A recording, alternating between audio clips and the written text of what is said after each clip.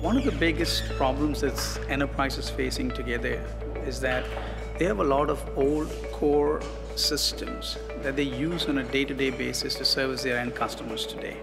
These are very important, valuable systems. They're built for scale. They perform to fit for purpose. But what they're not built for is the modern era of hyper-personalization.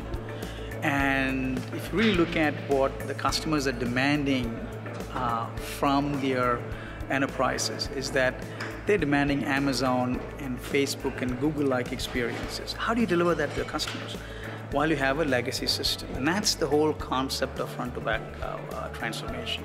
What we're saying is that, yes, you can do a digital transformation without really modernizing the core. A core modernization project is usually a 2 to 3 year project that results in delays, and by the end of the time your modernization is done, the puck has moved on. Something new has happened. So what we are saying is that you start with the end customer in mind, identify user journeys which are really impactful for the customer, your end customer, and start building that from the front end. And that's why it's called front to back.